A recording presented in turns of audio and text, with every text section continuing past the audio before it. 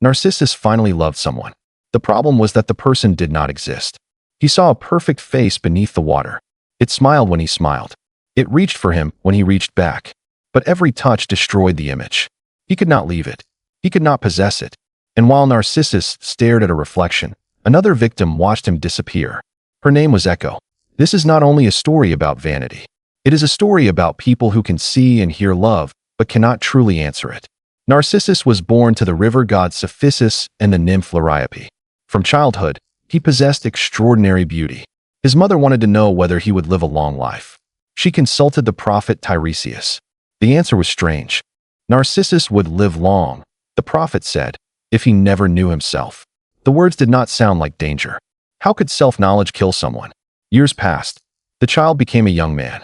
Hunters, nymphs, women, and men desired him. Narcissus rejected them all. Some he ignored. Others he treated with open cruelty. He enjoyed being desired without accepting responsibility for the pain he caused. Among those who saw him was Echo. Echo had once possessed a full voice. She was a mountain nymph who loved conversation. In Ovid's famous version, she used that gift to distract the goddess Juno. While Echo kept Juno talking, Jupiter escaped discovery with other nymphs. When Juno understood the deception, she punished Echo. The nymph would never again begin a sentence. She could only repeat the final words spoken by someone else. The punishment left her with language, but no control over it. She could answer. She could not explain. One day, Echo saw Narcissus hunting in the forest. She fell in love immediately.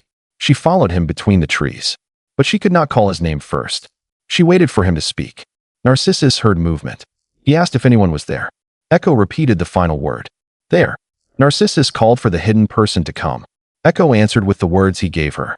Then she stepped from the forest and opened her arms. For one moment, repetition appeared capable of becoming connection. Narcissus pulled away. He rejected her with contempt. He said he would rather die than surrender himself to her.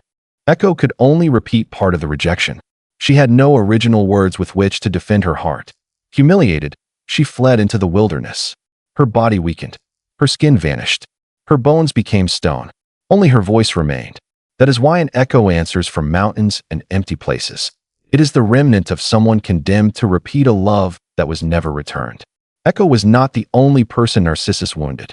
Another rejected admirer prayed for justice.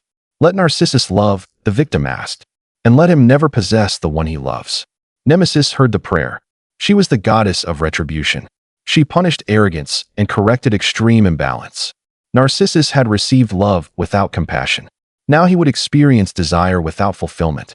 During a hunt, Narcissus became thirsty. He discovered a quiet pool. No animal had disturbed it. No shepherd had crossed it. The water was clear and still. Narcissus knelt to drink. Then he saw a face. He did not understand that it was his own reflection. He believed a beautiful being lived beneath the surface. The stranger looked directly into his eyes. When Narcissus smiled, the stranger smiled. When he leaned closer, the stranger approached. When he raised his arms, the stranger did the same. Everything appeared mutual. Narcissus had finally found someone who never looked away. He tried to kiss the face. His lips touched water. The image shattered into circles. He waited. The surface became still. The beloved returned. Narcissus tried again. Each attempt destroyed the thing he wanted.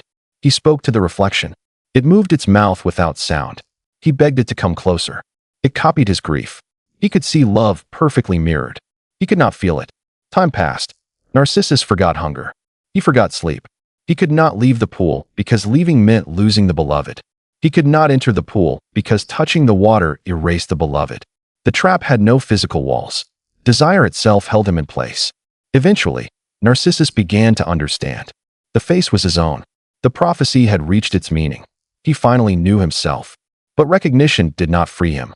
It made the situation worse. The person he loved lived within him. Yet he could never stand apart from himself and receive that love. He became both lover and beloved. He was also the barrier between them. Echo watched from the forest. Narcissus had rejected her pain. Now she witnessed the same pain consume him. When he cried out, she repeated his words. When he said farewell, her voice returned the farewell. Narcissus weakened beside the pool. His beauty faded. At last, he died. The nymphs came to prepare his body for burial. But the body was gone. In its place grew a flower. Its pale petals surrounded a golden center. The narcissus flower leaned toward the ground. It appeared to continue staring into the earth. The transformation made his final posture permanent. Modern language remembers Narcissus through the word narcissism. It describes excessive self-importance, entitlement, or lack of empathy. That connection is understandable. Mythic Narcissus is proud and cruel. He treats other people's devotion as though it has no value. But the story is richer than a diagnosis. Narcissus does not recognize himself at first. He falls in love with an image he believes belongs to someone else. His tragedy involves illusion as much as self-admiration. He loves a surface. He knows nothing about the person behind it. That pattern remains familiar. People often desire the version of another person that reflects their own hopes. They may ignore the real voice, needs, and difference of the human being before them. Narcissus finds the ultimate reflection. It never disagrees. It never turns away. It never brings an independent life into the relationship. For that reason, it can never truly love him. Echo suffers from the opposite curse. She has no independent speech. She can only return what another person gives her. Narcissus has an image without a voice. Echo has a voice without the freedom to create her own message. Both are trapped in repetition. The pool repeats appearance. The mountain repeats sound. Neither repetition becomes genuine connection. That parallel is the hidden structure of the myth. Echo longs for someone who will not hear her. Narcissus longs for someone who cannot answer. They are surrounded by communication. They remain completely alone. The myth also asks what it means to know yourself. Ancient Greek culture treated self-knowledge as a form of wisdom. The command to know yourself was associated with the sanctuary at Delphi. Yet for Narcissus, self-knowledge arrives without maturity. He recognizes his face. He does not learn how to live beyond it. Awareness alone does not save him. Knowing the object of obsession does not end the obsession.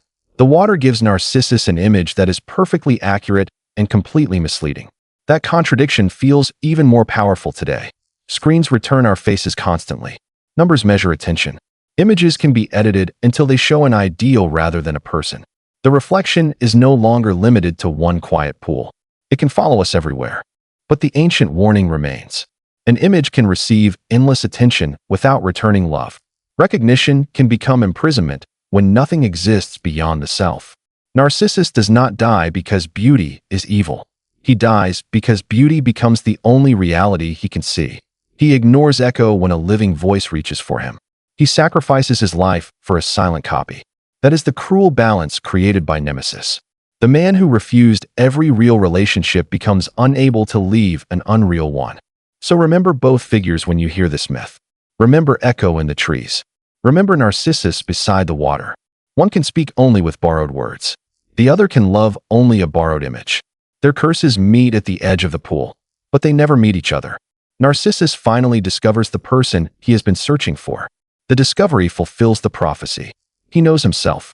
He never learned how to know anyone else. So self-knowledge becomes the loneliest death in Greek mythology.